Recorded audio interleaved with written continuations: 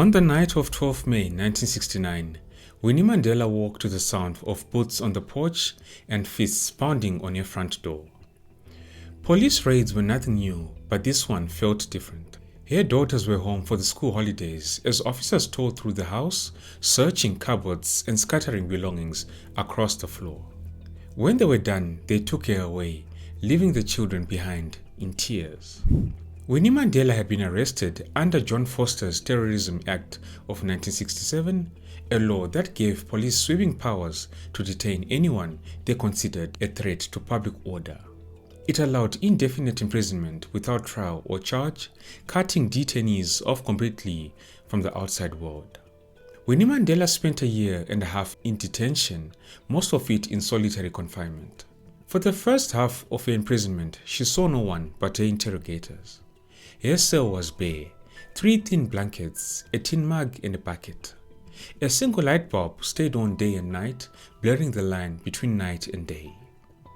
This story is only one of many confrontations that Winnie Mandela endured at the hands of the Apartheid police.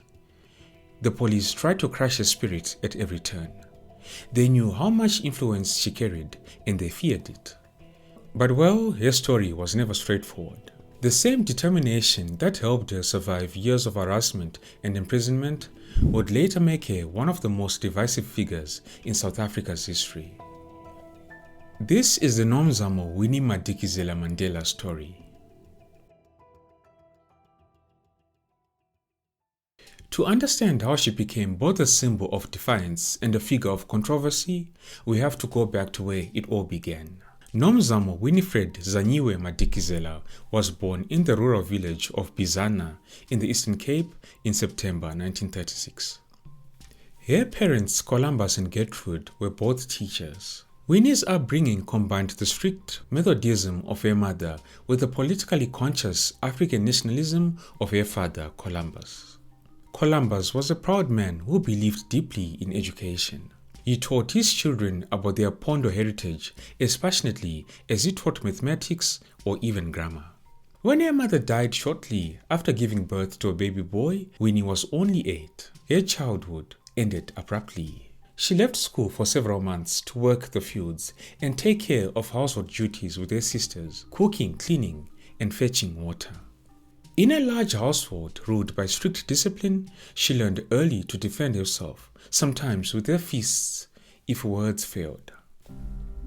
Life in Bizana also made her conscious of injustice.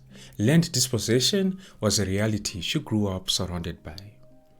Her father often spoke about the Xhosa Wars and the resistance of their ancestors against colonial rule. From those stories, Winnie Mandela began to imagine herself continuing the fight that others had been forced to abandon. In 1945, at the tender age of 9, Winnie experienced racism in a way she would never forget. When World War II ended, the town planned celebrations. Excited, Winnie and her siblings persuaded their father to take them along.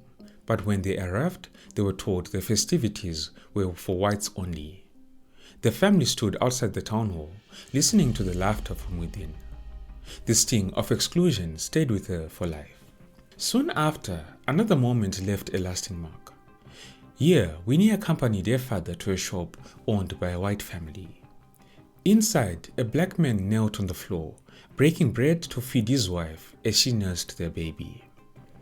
Suddenly, the shopkeeper's son stomped over, shouting that he would not have K-words dirtying his store. He kicked the couple's foot to the ground and drove them out. Young Winnie was frozen in disbelief. What shocked her most was not only the cruelty of the act, but also her father's silence. Later, she understood that to intervene would have risked their lives. This was the environment that Winnie was growing up in.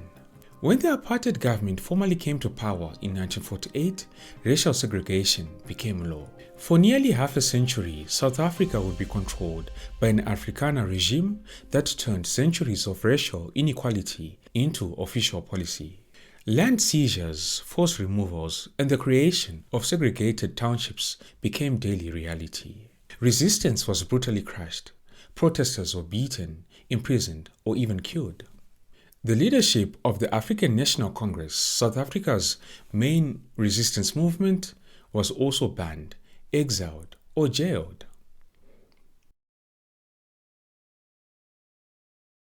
Anyways, Winnie was fortunate to receive her early education before the apartheid government introduced its Bantu education policy in the 1950s, which later restricted black learners to inferior schooling.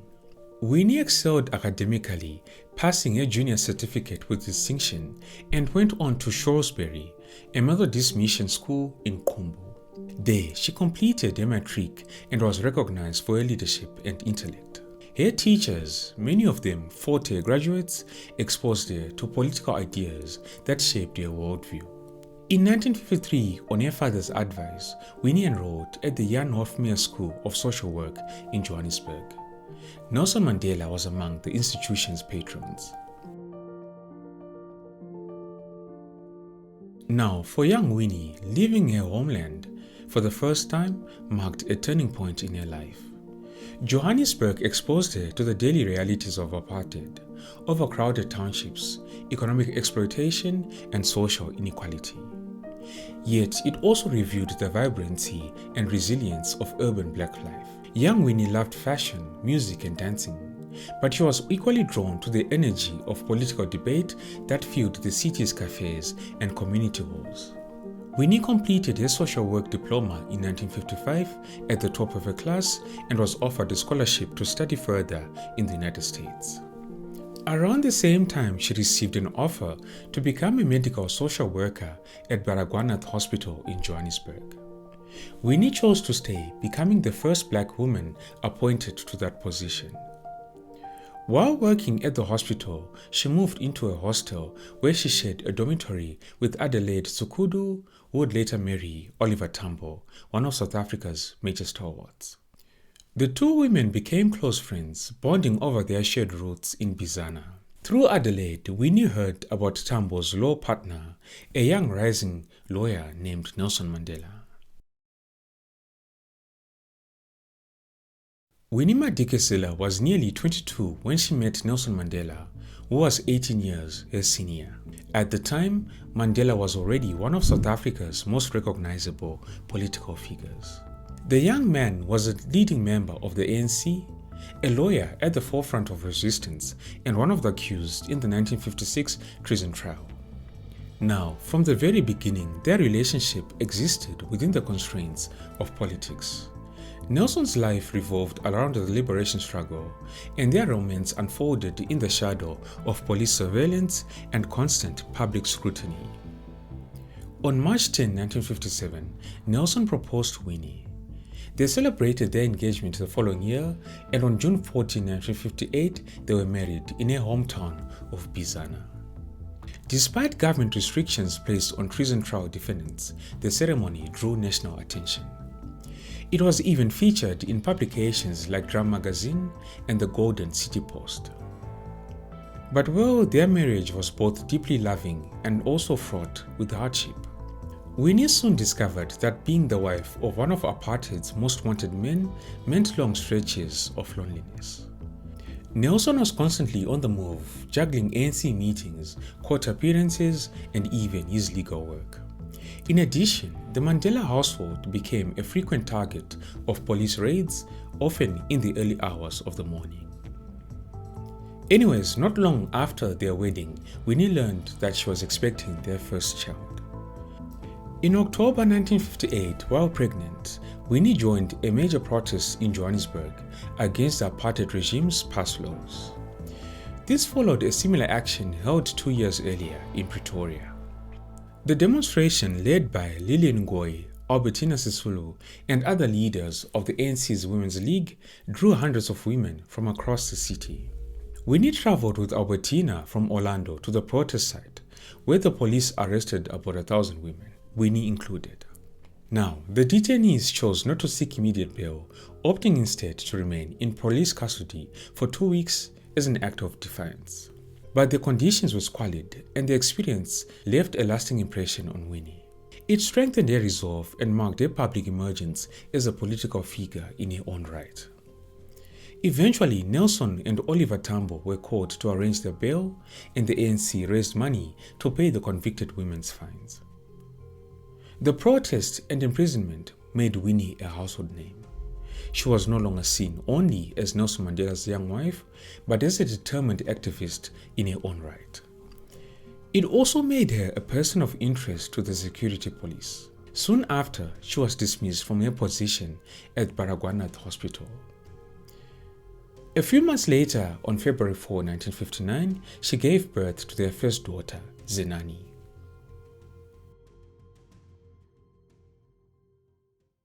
On March 13, 1966, just 9 days after the Sharpeview massacre, when police killed 69 protesters, the Mandela home was raided once again. Nelson Mandela was briefly detained, leaving Winnie to confront what would become the daily rhythm of her life, standing alone against the full force of the apartheid state. The following year, after the treason trial ended in Soweto, Nelson Mandela would go underground as the ANC turned toward armed resistance. During this period, Nelson Mandela was known as the Black Pimpernel, constantly evading police while disguising himself and moving between safe houses. Winnie met him only in secret, often under intense surveillance. But in August 1962, Mandela was captured and arrested near Howick in KwaZulu-Natal. 2 years later, in 1964, following the Rivonia trial, he and 7 fellow ANC leaders were sentenced to life imprisonment. After only 6 years of marriage, Winnie now found herself the wife of a political prisoner. But also by then, she was already deeply embedded in the liberation struggle. She had to balance politics with raising her daughters alone, becoming a voice of empathy and resilience for those suffering under apartheid. Now, while Nelson Mandela labored in the lime quarries of Robben Island, Winnie Mandela faced her own relentless persecution. Her confrontations with the apartheid security officers were frequent and sometimes physical. For years, Winnie endured constant police raids, surveillance, and even intimidation. The security branch also sought to destroy her reputation through smear campaigns. They spread rumors of romantic affairs with journalists and foreign diplomats, many of which were fabricated or exaggerated to isolate and discredit her.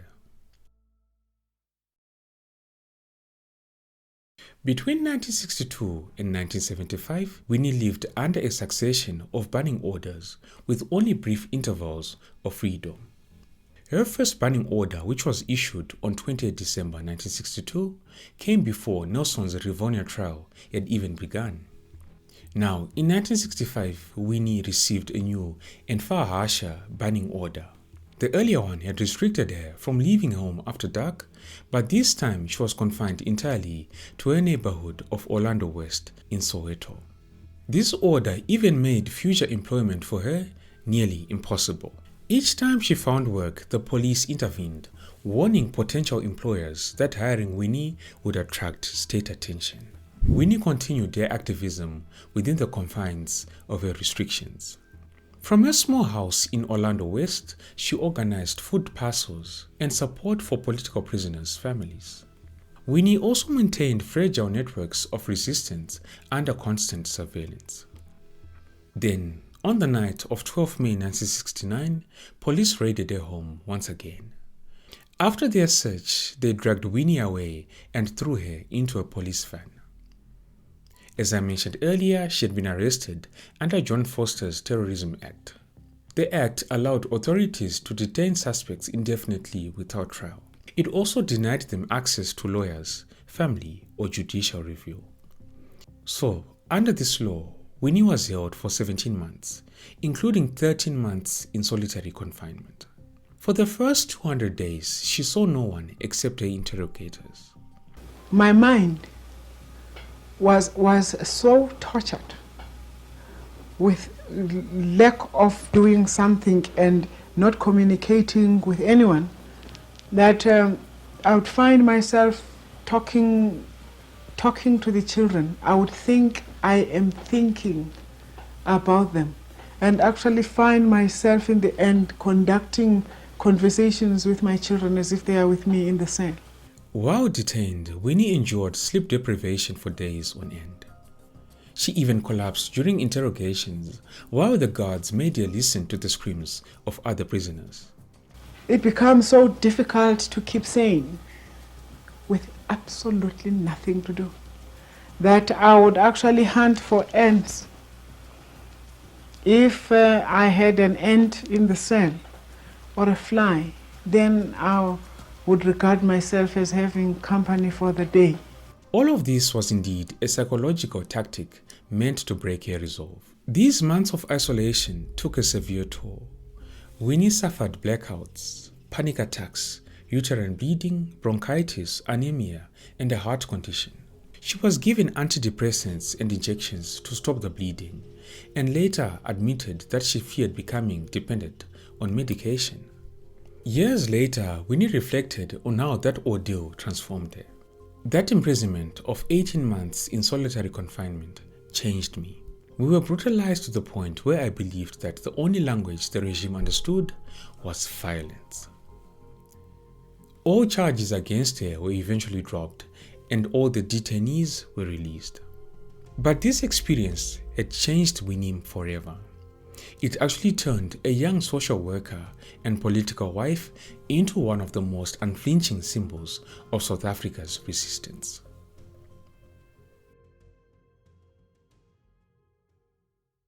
Soon after her release in 1970, Winnie Mandela was served with yet another banning order, and this one was even stricter than the previous one. It barred her from visiting Nelson on Robben Island, severing the few tightly controlled visits she had once been allowed. Police harassment even intensified. Her home in Orlando West was repeatedly raided, sometimes several times in a single day. Officers vandalized her property, ripped up photographs, and slashed her clothing. On at least one occasion, a small explosive was detonated outside her house, and this act was widely believed to have been orchestrated by the security agents. But well, instead of silencing her, these attacks hardened her resolve. When a banning order finally expired in 1975, it was not immediately renewed. This then gave her a brief window of freedom to reconnect openly with the movement. During this respite, she re-emerged as a formidable organizer within the ANC's Women's League and also became a national symbol of resistance. Then came June 1976. Here, the Soweto uprising exploded after school children rose up against the forced use of the language Afrikaans in classrooms. Though Winnie had not been involved in planning the demonstrations, she was deeply active in their aftermath. She formed the Soweto Parents Association and coordinated support for families whose children had been killed, injured, or detained. But as you'd expect, the apartheid government blamed her for the unrest and even portrayed her as the instigator. Later that year, she was arrested once more and detained for 5 months without trial. In May 1977, the regime served her with yet another banning order.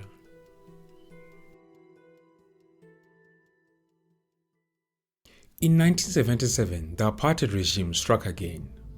In an act of calculated cruelty, the state ordered Winnie Mandela into internal exile. They banished her to a small town of Brandford in the Orange Free State. This was actually more than 350 kilometers from Soweto.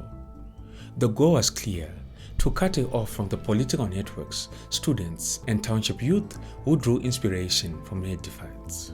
For the next 8 years, Brandford became Winnie's prison. It was a bleak, windswept settlement of dusty streets, barbed wire fences, and constant police patrols. Her small state-issued house at 802 Brandford was under continuous surveillance. Plainclothes police officers lingered outside, noting every visitor and movement. What the authorities called monitoring was in truth systematic persecution. Also, the separation from her family and community was devastating. Winnie Mandela would later describe Brandford as "my little Siberia," a living grave. And the past, of course, 7 years have been spent here in exile. Exile here means virtually really being in prison at your own expense. And it is the extreme isolation that is very, very difficult. And being away from friends and completely isolated intellectually, being in a place like this where you can hardly interact intellectually with the community, that one finds extremely difficult. And of course, worst of all was being without my children and not having the opportunity to play the role of a parent. But she also understood the symbolism of her exile. Do you believe you will see liberation in your lifetime? Oh, certainly. That I'm completely convinced of. That is why even exile is so worthwhile, because I'm absolutely certain that we shall attain our liberation. And even being in exile really is a constant reminder of the sickness of our society, and that we are virtually in prison, even in our country. Those who are outside prison walls are simply in a bigger prison, because the black man is virtually a prisoner, and all those other fellow whites and other groups that are as oppressed as we are all really in prison, in a bigger apartheid prison. But the state's plan backfired. Winnie's banishment did not break her. It magnified his status as a symbol of endurance and defiance. Even under tight restrictions, Winnie refused to remain idle. With the help of Albertina Sisulu, Lillian Goy, and Sally Motlana, she created a web of community initiatives from her backyard. Winnie helped establish a creche, a soup kitchen, a sewing collective, a mobile health clinic, and a youth welfare organization. Winnie's defiance resonated across South Africa. Opinion polls in the early 1980s placed her among the most influential political figures in the country, second only to Chief Mangosuthu Buthelezi.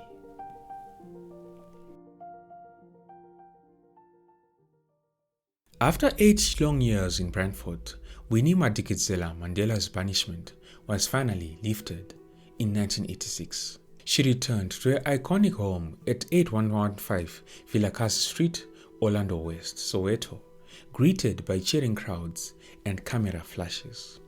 But by then, South Africa was in open revolt. The mid-1980s were years of intense unrest, marked by nationwide strikes, township uprisings, and successive states of emergency declared by the apartheid regime. From exile, Oliver Tambo, president of the ANC, had called on South Africans to make the country ungovernable. Across the townships, youth movements, community defense groups, and underground activists answered that call. It was into this atmosphere of violence, suspicion, and political chaos that Winnie returned.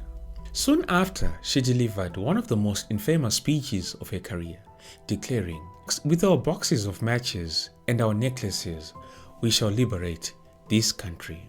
The words referred to the gruesome practice of necklacing, which was the execution of suspected informers by burning tires placed around their necks. Though she later argued the statement was metaphorical, the remark became a lasting stain on her reputation. Despite the turmoil, Winnie resumed her community work, opening her home to the displaced and disillusioned. Among them were youths, activists, and street children who had been orphaned or brutalized by the conflict. What became as informal sheltering soon evolved into a more structured organization known as the Mandela United Football Club. At first, the group appeared to be a sports and youth development initiative modeled after similar township clubs like the Sisulu Football Club. But as political tensions deepened, the Mandela Football Club became something else entirely. It became a de facto security unit loyal to Winnie. Its members acted as her bodyguards, escorting her to rallies and meetings. They also intimidated those seen as enemies or informers. By 1988, reports began to circulate of violence and intimidation linked to the club. Journalists and human rights groups alleged that members were involved in assaults, abductions, and beatings carried out under Winnie's protection. In July of that year, tensions erupted when members of the club clashed with students from Daliwonga High School, resulting in violence and retaliation. In the aftermath, Winnie's Orlando West home was burnt down, forcing her to relocate to a new residence in Deep Kloof Extension, taking the football club with her. It was in Deep Kloof that the darkest allegations began to surface. There were claims of torture, kidnappings, and murder committed by the Mandela Football Club against suspected informers. By late 1988, the situation had spiraled into a full-blown crisis. And then came the most tragic event of all. In December 1988, members of the Mandela Football Club abducted several boys in Soweto, accusing them of being spies for the Apartheid police.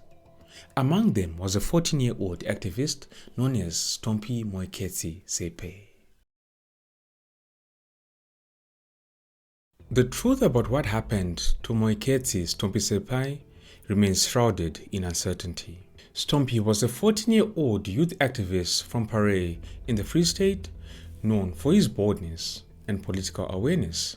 In December 1988, he disappeared after being abducted by members of the Mandela United Football Club. Stompie had been kidnapped along with 3 other youths, Gabriel Mekwe, Thabiso Mono, and Kenneth Khase. On 4 January 1989, Stompie's badly beaten body was discovered on the outskirts of Soweto. He had suffered head injuries and stab wounds to the throat, reportedly inflicted with a pair of garden shears. 3 days later, one of the abducted youths, Kenneth Khase, managed to escape. Khase described scenes of brutal assault and interrogation at Winnie's Soweto home, directly implicating members of the Mandela United Football Club. When the story reached the press, Winnie denied any involvement, insisting the allegations were fabricated by the Apartheid security police and also claiming that Stompie Sepe had died elsewhere. In 1990, Winnie and several Mandela Football Club members were charged with kidnapping and assault. The club's coach, Jerry Richardson, was convicted of Stompie's murder and sentenced to death. This was later commuted to life imprisonment after confessing that he had killed the boy, while claiming he acted on Winnie's orders. These trials divided South Africa. Many Soweto residents, long fearful of the Mandela Football Club, watched in outrage as Winnie was acquitted of murder. The court, however, found her guilty on 4 counts of kidnapping and 1 count of being an accessory to assault. Winnie Mandela was sentenced to 5 years in prison, but on appeal, the sentence was reduced to a 2-year suspended term, as well as a fine of 15,000 rands. In delivering the verdict, the judge described her as a calm, composed, deliberate, and unblushing liar. Public opinion turned sharply against Winnie Mandela, though it quickly shifted again with the release of Nelson Mandela in 1990, which refocused global attention on reconciliation and the future. Years later, South Africa's Truth and Reconciliation Commission returned to the case. In its final report, it found that Winnie Mandela had not been proven guilty of murder, but held her politically and morally accountable for the actions of the Mandela United Football Club. The TRC concluded that she had been negligent in failing to prevent the assault and death of Stompie Sepe and others who fell under the club's control. On February 2, 1990, President F.W. de Klerk opened South Africa's parliament with a speech that changed the course of the country's history. De Klerk announced the unbanning of the African National Congress along with other organizations. Most significantly, he declared that Nelson Mandela, who had spent 27 years in prison, would be released. 9 days later, on February 11, 1990, Nelson Mandela walked out of Victor Vorster prison hand in hand with Winnie Mandela. After 27 years, his head was high and his fist was clenched. Nelson Mandela walked out of Victor Vorster prison today like a chief of state, flanked by his first lady and by the men who'd been hired to protect him. There they were, the South African State Police, providing security for the man who'd once been the most wanted man in Africa. The ANC flag, illegal until 10 days ago, was everywhere, taunting the pale blue cloudless skies of Cape Town. The image of the two of them emerging into the sunlight became one of the most powerful symbols of the 20th century. After nearly 3 decades of separation, South Africa's most famous couple was finally reunited. In the months that followed, the Mandelas became the global face of South Africa's liberation. They traveled constantly, attended rallies and state receptions, and faced an unrelenting wave of media attention. But beneath the surface, the strain of politics, scrutiny, and long separation began to weigh heavily on their marriage. But anyways, despite concerns within the ANC about Winnie's uncompromising rhetoric, Nelson Mandela appointed her the head of the party's social welfare department in September 1990. The decision was controversial. At the same time, the legal fallout from the Stompie Moeketsi affair continued. The ongoing legal battles and the intense media coverage began to erode the once heroic image of the Mandela couple. As head of social welfare, Winnie once again found herself at the center of controversy. Allegations surfaced of financial irregularities, along with rumors of a relationship with a younger deputy. I won't mention his name as he's a very powerful lawyer and this channel can't afford any form of litigation. Within the ANC, these incidents reinforced the view that Winnie Mandela had become a liability to the movement's image of discipline and reconciliation. Her marriage to Nelson was collapsing under the combined pressure of politics, fame, and emotional distance. On April 13, 1992, Nelson Mandela held a press conference to announce his separation from Winnie. 5 months later, the Sunday Times published a private letter she had written to that lawyer whose name I refuse to mention. In the letter, she mentioned ANC Welfare Department checks cashed in his name. The publication of this letter destroyed what remained of her political credibility. On September 10, 1992, she resigned from all her ANC positions. Although Winnie later returned to prominence as president of the ANC's Women's League in 1993 and again in 1997, her political influence never fully recovered. When Nelson Mandela was inaugurated as South Africa's first democratic president on May 10, 1994, Winnie was not seated among the distinguished guests. This was indeed a symbol of how far she had fallen. Her reputation declined further amid reports of extravagant spending and allegations of corruption. In 1995, Nelson removed her from his cabinet after a public scandal involving the misuse of funds. The following year, in March 1996, their divorce was finalized, bringing to an end one of the most remarkable and tragic partnerships in modern political history. In the years after apartheid, Winnie Mandela's life became a story of resilience shadowed by controversy. In a 2010 interview with the London Evening Standard, she launched a stinging critique of the post-apartheid settlement. "Mandela let us down," she said. He agreed to a bad deal for black people.